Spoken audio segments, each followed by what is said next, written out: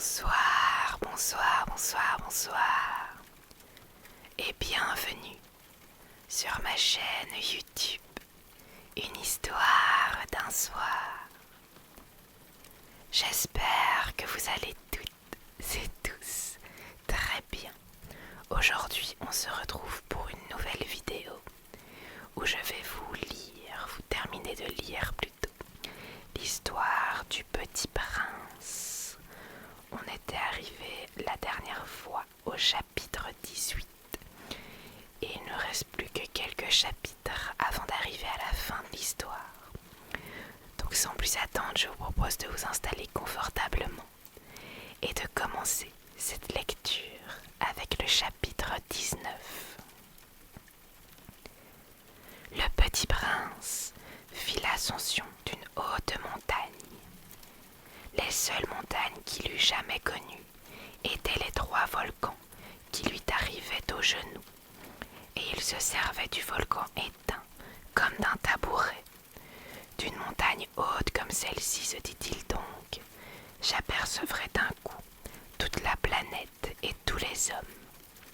Mais il n'aperçut rien que des aiguilles de roc bien aiguisées.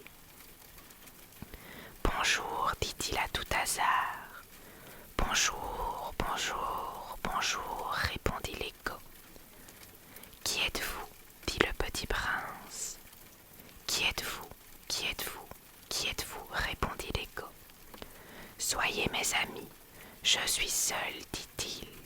Je suis seul, je suis seul, je suis seul, répondit l'écho. Quelle drôle de planète, pensa-t-il alors. Elle est toute sèche et toute pointue et toute salée. Et les hommes manquent d'imagination. Ils répètent ce qu'on leur dit. Chez moi, j'avais une fleur. Elle parlait toujours la première. Chapitre 20. Mais il arriva que le Petit Prince, ayant longtemps marché à travers les sables, les rocs et les neiges, découvrit enfin une route. Et les routes vont toutes chez les hommes. Bonjour, dit-il. C'était un jardin fleuri de roses. Bonjour, dirent les roses. Le Petit Prince les regarda. Elles ressemblaient à toutes ses fleurs, toutes à sa fleur. Qui êtes-vous? Leur demanda-t-il, stupéfait. Nous sommes des roses, dirent les roses. Ah, fit le Petit Prince, et il se sentit très malheureux. Sa fleur lui avait raconté qu'elle était seule de son espèce dans l'univers. Et voici qu'il en était 5000, toutes semblables dans un seul jardin. Elle serait bien vexée, se dit-il, si elle voyait ça. Elle tousserait énormément et ferait semblant de mourir pour échapper au ridicule. Et je serais bien obligé de faire semblant de la soigner, car sinon, pour m'humilier moi aussi, elle se laisserait vraiment mourir. Puis il se dit encore, je me croyais riche d'une fleur unique, et je ne possède qu'une rose ordinaire. Ça, et mes 3 volcans qui m'arrivent aux genoux, et dont l'un peut-être est éteint pour toujours. Ça ne fait pas de moi un bien grand prince. Et couché dans l'herbe, il pleura. Chapitre 21. C'est alors qu'apparut le renard. Bonjour, dit le renard. Bonjour, répondit poliment le Petit Prince, qui se retourna, mais ne vit rien. Je suis là, dit la voix, sous le pommier. Qui es-tu? Dit le Petit Prince. Tu es bien joli. Je suis un renard, dit le renard. Viens jouer avec moi, lui proposa le Petit Prince. Je suis tellement triste. Je ne puis pas jouer avec toi, dit le renard. Je ne suis pas apprivoisé. Ah, pardon, fit le Petit Prince. Mais après réflexion, il ajouta. Qu'est-ce que signifie apprivoiser? Tu n'es pas d'ici, dit le renard. Que cherches-tu? Je cherche les hommes, dit le Petit Prince. Qu'est-ce que signifie apprivoiser? apprivoisés. Les hommes, dit le renard, ils ont des fusils et ils chassent. C'est bien gênant. Ils élèvent aussi des poules. C'est leur seul intérêt. Tu cherches des poules. Non, dit le petit prince, je cherche des amis. Qu'est-ce que signifie apprivoiser? C'est une chose trop oubliée, dit le renard. Ça signifie créer des liens. Créer des liens, bien sûr, dit le renard. Tu n'as encore pour moi qu'un petit garçon tout semblable à 100 000 petits garçons. Et je n'ai pas besoin de toi. Et tu n'as pas besoin de moi non plus. Je ne suis pour toi qu'un renard semblable à 100 000 renards. Mais si tu m'apprivoises, nous aurons besoin l'un de l'autre. Tu seras pour moi unique au monde. Je serai pour toi unique au monde. Je commence à comprendre, dit le petit prince. Il y a une fleur, je crois qu'elle m'a apprivoisé. C'est possible, dit le renard. On voit sur la terre toutes sortes de choses. Oh, ce n'est pas sur la terre, dit le petit prince. Le renard parut très intrigué. Sur une autre planète? Oui. Il y a des chasseurs sur cette planète? Non. Ça c'est intéressant. Et des poux et des poules? Non. Rien n'est parfait, soupira le renard. Mais le renard revint à son idée. Ma vie est monotone. Je chasse les poules. Les hommes me chassent. Toutes les poules se ressemblent et tous les hommes se ressemblent. Je m'ennuie donc un peu. Mais si tu m'apprivoises, ma vie sera comme ensoleillée. Je connaîtrai un bruit de pas qui sera différent de tous les autres. Les autres pas me font rentrer sous terre. Le tien m'appellera hors du terrier, comme une musique. Et puis regarde, tu vois là-bas les champs de blé. Je ne mange pas de pain. Le blé pour moi est inutile. Le champ de blé ne me rappelle rien. Et ça c'est triste. Mais tu as des cheveux couleur d'or. Alors ce sera merveilleux quand tu m'auras apprivoisé. Le blé qui est doré me fera souvenir de toi, et j'aimerai le bruit du vent dans le blé. Le renard se tut et regarda longtemps le petit prince. S'il te plaît, apprivoise-moi, dit-il. Je veux bien, répondit le petit prince, mais je n'ai pas beaucoup de temps. J'ai des amis à découvrir et beaucoup de choses à connaître. On ne connaît que les choses que l'on apprivoise, dit le renard. Les hommes n'ont plus le temps de rien connaître. Ils achètent des choses toutes faites chez les marchands. Mais comme il n'existe point de marchands d'amis, les hommes n'ont plus d'amis. Si tu veux un ami, apprivoise-moi. Que faut-il faire, dit le petit prince. Il faut être très patient, répondit le renard. Tu t'assoiras d'abord un peu loin de moi, comme ça dans l'herbe. Je te regarderai du coin de l'œil, et tu ne diras rien. Le langage est source de malentendus, mais chaque jour tu pourras t'asseoir un peu plus près. Le lendemain revint le petit prince. Il eût mieux valu revenir à la même heure, dit le renard. Si tu viens par exemple à 4 heures de l'après-midi, dès 3 heures je commencerai d'être heureux. Plus l'heure avancera, plus je me sentirai heureux. À 4 heures déjà je m'agiterai et m'inquiéterai. Je découvrirai le prix du bonheur. Mais si tu viens n'importe quand, je ne saurai jamais à quelle heure m'habiller le cœur. Il faut des rites. Qu'est-ce qu'un rite, dit le petit prince. C'est aussi quelque chose de trop oublié, dit le renard. C'est ce qui fait qu'un jour est différent d'un autre jour, une heure des autres heures. Il y en a des rites, par exemple, chez mes chasseurs. Ils dansent les jeudis avec les filles du village. Alors le jeudi est un jour merveilleux. Je vais me promener jusqu'à la vigne. Si les chasseurs dansaient n'importe quand, les jours se rassembleraient tous, et je n'aurais point de vacances. Ainsi, le petit prince apprivoisa le renard, et quand l'heure du départ fut proche, « Ah, dit le renard, je pleurerai C'est ta faute, dit le petit prince. Je ne te souhaitais point de mal, mais tu as voulu que je t'apprivoise. Bien sûr, dit le renard. Mais tu vas pleurer, dit le petit prince. Bien sûr, dit le renard. Alors tu n'y gagnes rien. J'y gagne, dit le renard, à cause de la couleur du blé. Puis il ajouta, va revoir les roses. Tu comprendras que la tienne est unique au monde. Tu reviendras me dire adieu, et je te ferai cadeau d'un secret. Le petit prince s'en fut revoir les roses. Vous n'êtes pas du tout semblable à ma rose. Vous n'êtes rien encore, leur dit-il. Personne ne vous a apprivoisé, et vous n'avez apprivoisé personne. Vous êtes comme était mon renard. Ce n'était qu'un simple renard semblable à 100 000 autres. Mais j'en ai fait mon ami, et il est maintenant unique au monde. Et les roses étaient bien gênées. Vous êtes belle, mais vous êtes vide, leur dit-il encore. On ne peut pas mourir pour vous. Bien sûr, ma rose à moi, un passant ordinaire croirait qu'elle vous ressemble.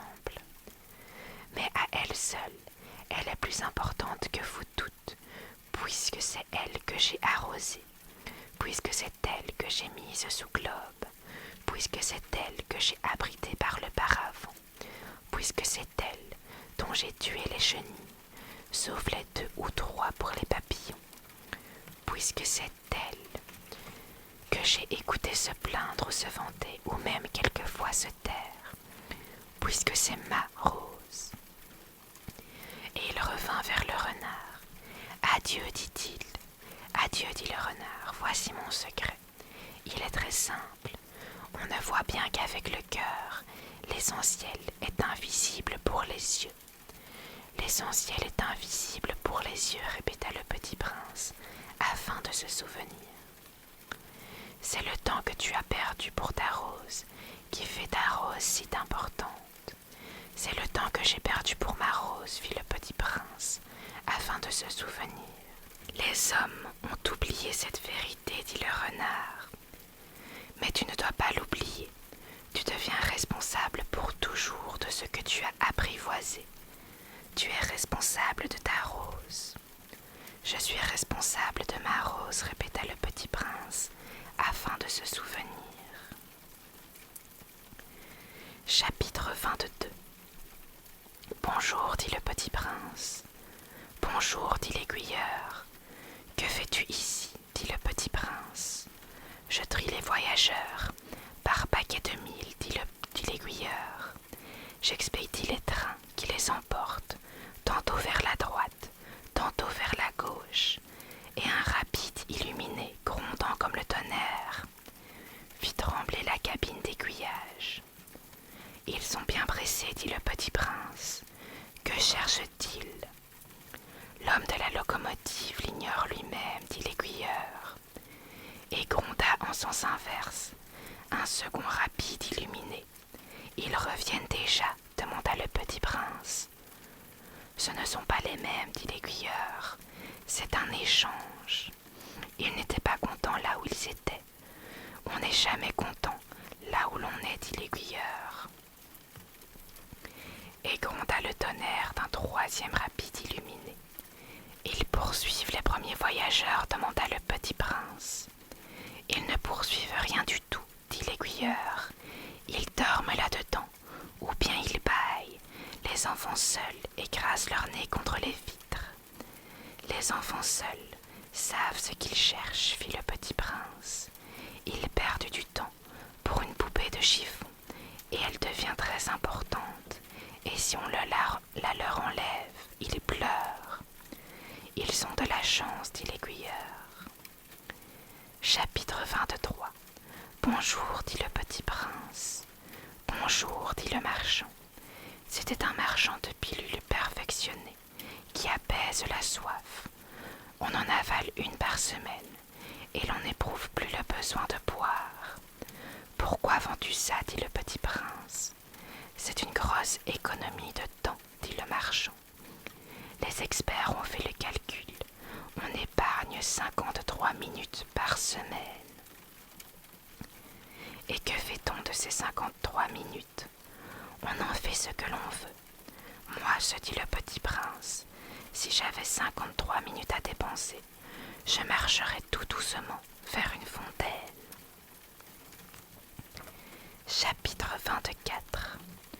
Nous en étions au 8e jour de ma panne dans le désert, et j'avais écouté l'histoire du marchand en buvant la dernière goutte de ma provision d'eau. Ah, dis-je au petit prince, ils sont bien jolis tes souvenirs, mais je n'ai pas encore réparé mon avion. Je n'ai plus rien à boire, et je serais heureux moi aussi si je pouvais marcher tout doucement vers une fontaine. Mon ami le renard, me dit-il, mon petit bonhomme, il ne s'agit plus de renard. Pourquoi? Parce qu'on va mourir de soif. Il ne comprit pas mon raisonnement. Il me répondit, c'est bien d'avoir eu un ami, même si l'on va mourir. Moi, je suis bien content d'avoir eu un ami renard. Il ne mesure pas les dangers, me dis-je. Il n'a jamais ni faim, ni soif. Un peu de soleil lui suffit. Mais il me regarda et répondit à mes pensées. J'ai soif aussi, cherchons un petit puits. J'eus un geste de lassitude. Il est absurde de chercher un puits au hasard dans l'immensité du désert. Cependant, nous nous mîmes en marche. Quand nous eûmes marché des heures en silence, la nuit tomba et les étoiles commencèrent de s'éclairer. Je les apercevais comme en rêve, ayant un peu de fièvre à cause de ma soif. Les mots du petit prince dansaient dans ma mémoire. « Tu as donc soif, toi aussi ?» lui demandai-je. Mais il ne répondit pas à ma question. Il me dit simplement « L'eau peut aussi être bonne pour le cœur. » Je ne compris pas sa réponse, mais je me tus. Je savais bien qu'il ne fallait pas l'interroger. Il était fatigué. Il s'assit. Je m'assis auprès de lui, et après un silence, il dit encore « Les étoiles sont belles, à cause d'une fleur que l'on ne voit pas. » Je répondis bien sûr, et je regardais sans parler les plis du sable sous la lune. « Le désert est beau, » ajouta-t-il, et c'était vrai. J'ai toujours aimé le désert. On s'assoit sur une dune de sable, on ne voit rien, on n'entend rien, et cependant, quelque chose rayonne en silence. Ce qui embellit le désert, dit le petit prince, c'est qu'il cache un puits quelque part. Je fus surpris de comprendre soudain ce mystérieux rayonnement de sable. Lorsque j'étais petit garçon, j'habitais une ancienne maison, et la légende racontait qu'un trésor y était enfoui. Bien sûr, jamais personne n'a su le découvrir, ni peut-être même ne l'a cherché. Mais il enchantait toute cette maison. Ma maison cachait un secret au fond de son cœur. Oui, dis-je au petit prince, qu'il s'agisse de la maison, des étoiles ou du désert, ce qui fait leur beauté est invisible. Je suis content, dit-il, que tu sois d'accord avec mon renard. Comme le petit prince s'endormait, je le pris dans mes bras et me remit en route. J'étais ému. Il me semblait porter un trésor fragile. Il me semblait même qu'il n'y eût rien de plus fragile sur la terre. Je regardais à la lumière de la lune, son front pâle, ses yeux clos, ses mèches de cheveux qui tremblaient au vent, et je me disais, ce que je vois là n'est qu'une écorce. Le plus important est invisible. Comme ses lèvres entr'ouvertes ébauchaient un demi-sourire, je me dis encore, ce qui m'émeut si fort de ce petit prince endormi, c'est sa vitalité pour une fleur, c'est l'image d'une rose qui rayonne en lui, comme la flamme d'une lampe. Mais quand il dort, même quand il dort, et je le devinais plus fragile encore. Il faut bien protéger les lampes, un coup de vent peut les éteindre. Et marchant ainsi, je découvris le puits au lever du jour. Chapitre 25. Les hommes, dit le petit prince, ils s'enfournent dans les rapides, mais ils ne savent plus ce qu'ils cherchent. Alors ils s'agitent et tournent en rond. Et il ajouta, « Ce n'est pas la peine. » Le puits que nous avions atteint ne ressemblait pas aux puits sahariens. Les puits sahariens sont de simples trous creusés dans les sables. Celui-là ressemblait à un puits de village.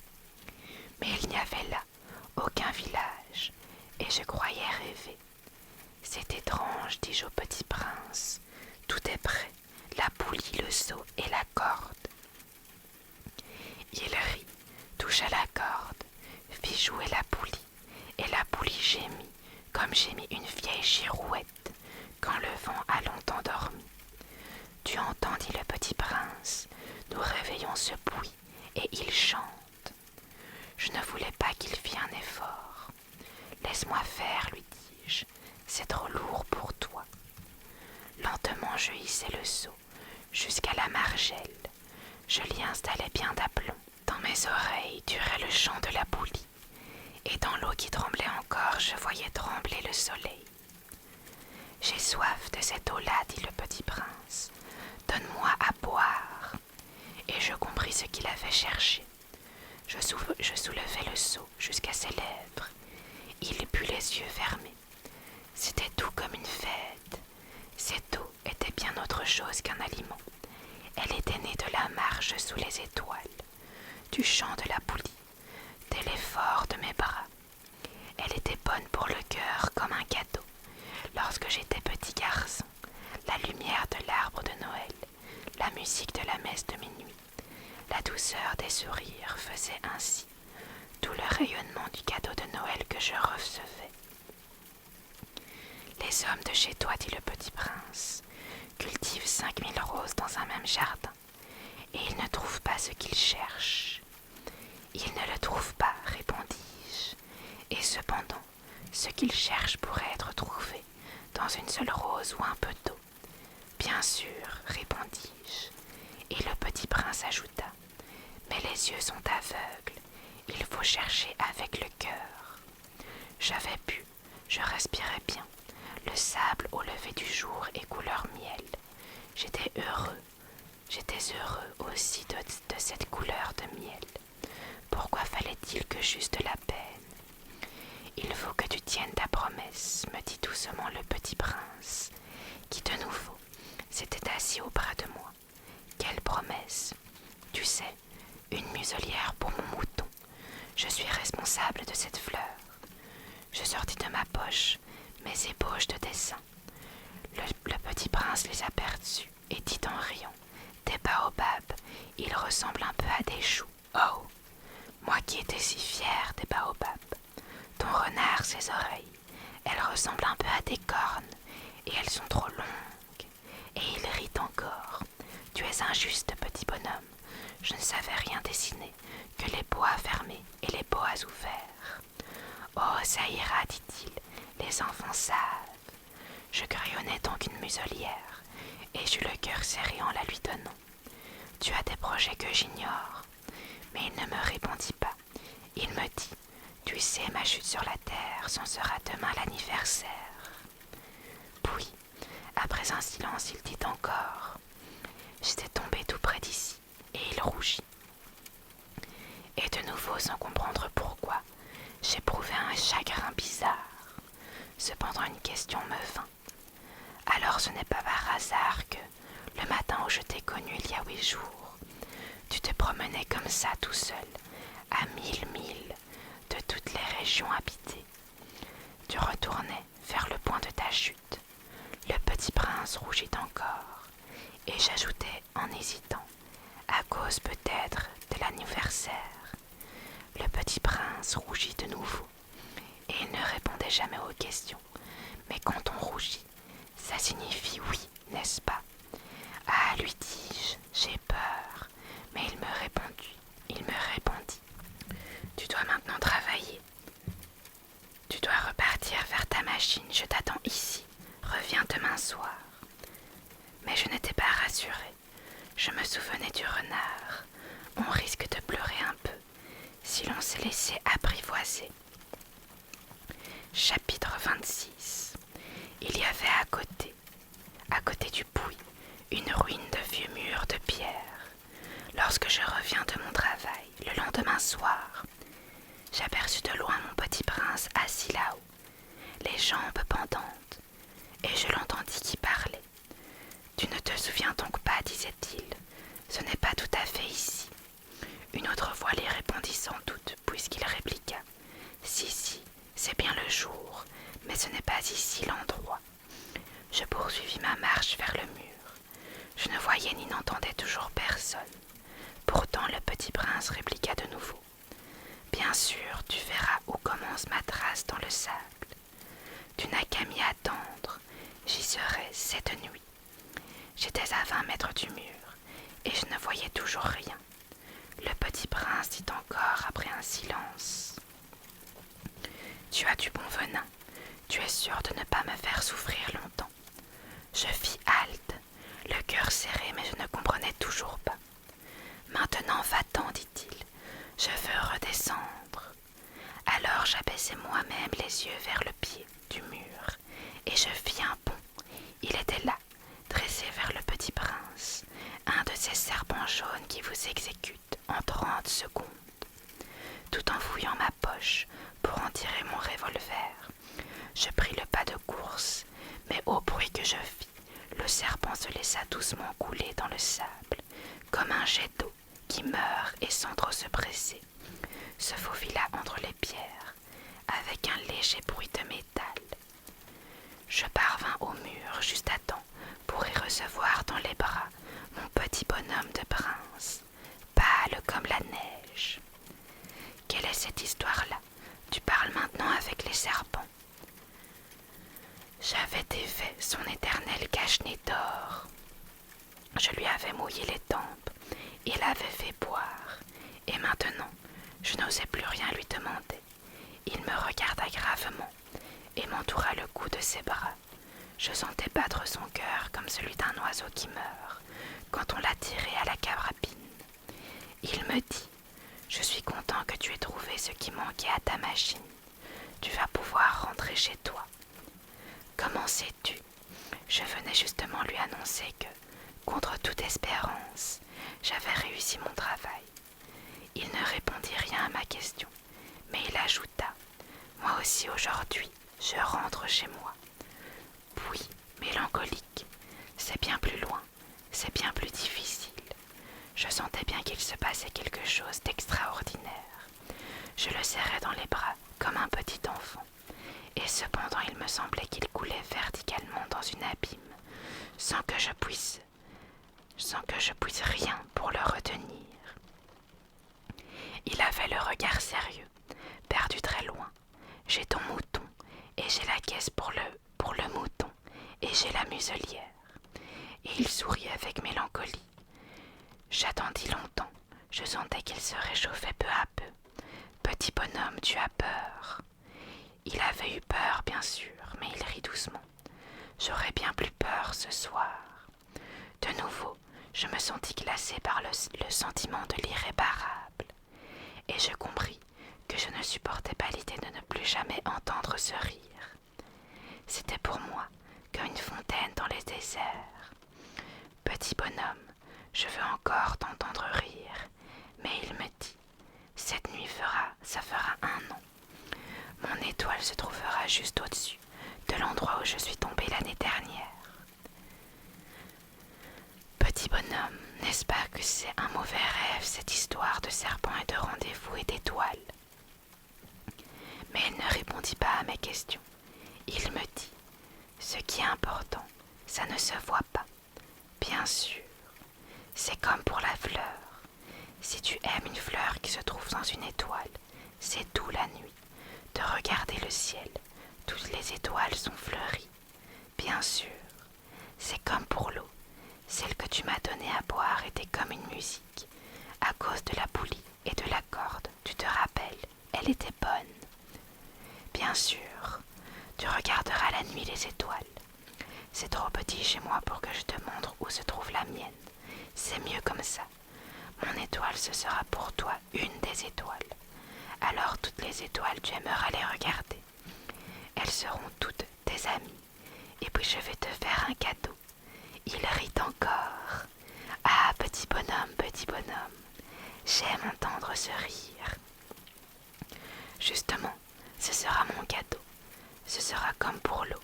Que veux-tu dire? Les gens ont des étoiles qui ne sont pas les mêmes. Pour les saints qui voyagent, les étoiles sont des guides. Pour d'autres, elles ne sont rien que des petites lumières. Pour d'autres qui sont savants, elles sont des problèmes. Pour mon businessman, elles étaient de l'or. Mais toutes ces étoiles-là se taisent. Toi, tu auras des étoiles comme personne n'en a. Que veux-tu dire? Quand tu regarderas le ciel la nuit, puisque j'habiterai dans l'une d'elles, puisque je rirai dans l'une d'elles, alors ce sera pour toi comme si riaient toutes les étoiles.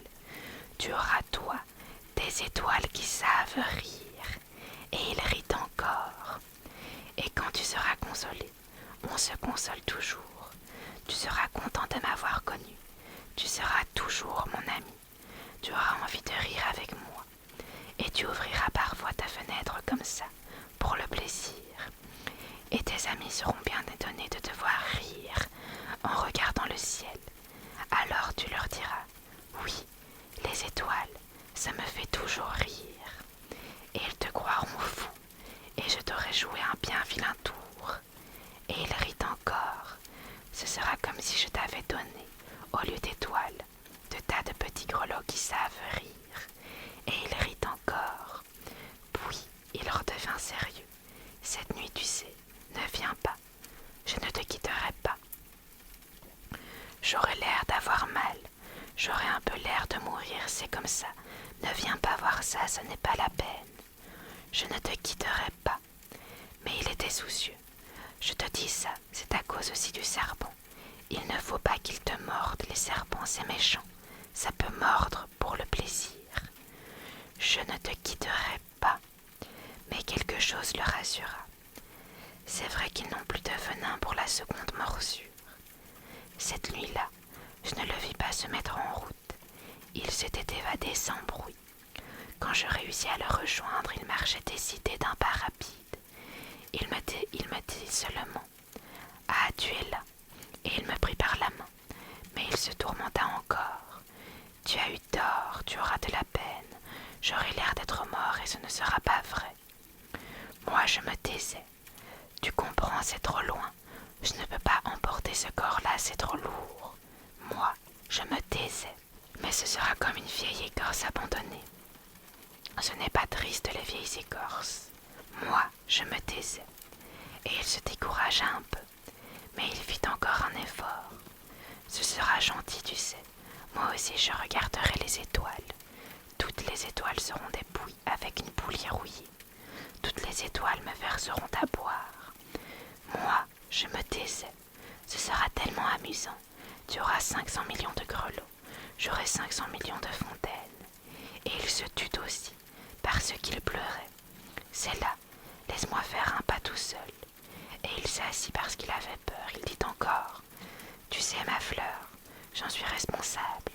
Et elle est tellement faible, et elle est tellement naïve. Elle a 4 épines de rien du tout pour la protéger contre tout le monde. Moi je m'assis, parce que je ne pouvais plus tenir debout. Il dit, voilà c'est tout. Il hésita encore un peu, puis il se releva. Il fit un pas. Moi je ne pouvais pas bouger. Il n'y eut rien qu'un éclair jaune près de sa cheville. Il demeura un instant immobile. Il ne cria pas. Il tomba doucement, comme tombe un arbre. Ce ne fit même pas de bruit à cause du sable. Chapitre 26 27. Et maintenant, bien sûr, ça fait déjà 6 ans. Je n'ai jamais encore raconté cette histoire. Les camarades qui m'ont revu on était bien contents de me revoir vivant. J'étais triste, mais je leur disais, c'est la fatigue. Maintenant, je me suis un peu consolée, c'est-à-dire pas tout à fait. Mais je sais bien qu'il est revenu à sa planète, car au lever du jour, je n'ai pas retrouvé son corps. Ce n'était pas un corps tellement lourd, et j'aime la nuit écouter les étoiles. C'est comme 500 millions de grelots. Mais voilà qu'il se passe quelque chose d'extraordinaire. la muselière que j'ai dessinée pour le petit prince. J'ai oublié d'y ajouter la courroie de cuir. Il n'aurait jamais pu l'attacher au mouton. Alors je me demande, que s'est-il passé sur sa planète? Peut-être bien que le mouton a mangé la fleur. Tantôt je me dis, sur mon nom, le petit prince enferme sa fleur toute la nuit sous son globe de verre et il surveille bien son mouton. Alors je suis heureux et toutes les étoiles rient doucement. Tantôt je me dis, on est distrait une fois ou l'autre et ça suffit. Il a oublié un soir le globe de verre, ou bien le mouton est sorti sans bruit pendant la nuit. Alors les grelots se changent toutes en larmes. C'est là un bien grand mystère pour vous qui aimez aussi le petit prince, comme pour moi. Rien de l'univers n'est semblable si quelque part, on ne sait où, un mouton que nous ne connaissons pas, a oui ou non mangé une rose. Regardez le ciel, demandez-vous, le mouton, oui ou non, a-t-il mangé la fleur? Et vous verrez comme tout change, et aucune grande personne ne comprendra jamais que ça a tellement d'importance. Ça c'est pour moi le plus beau et le plus triste paysage du monde. C'est le même paysage que celui de la page précédente, mais je l'ai dessiné une fois encore pour bien vous le montrer. C'est ici que le petit prince a apparu sur terre, puis disparu. Regardez attentivement ce paysage afin d'être sûr de le reconnaître. Si vous voyagez un jour en Afrique, dans le désert, et s'il vous arrive de passer par là, je vous en supplie, ne vous pressez pas, attendez un peu juste sous l'étoile. Si alors un enfant vient à vous, s'il rit, s'il a des cheveux d'or, s'il ne répond pas quand on l'interroge, vous devinerez bien qui il est. Alors soyez gentil, ne me laissez pas tellement triste, écrivez-moi qu'il est revenu. Voilà les amis, c'est la fin de l'histoire du petit prince. J'espère que cette histoire vous aura plu et qu'elle aura permis de vous relaxer. Sur ce, je vous souhaite de passer une très très bonne nuit et nous on se retrouve pour une prochaine lecture.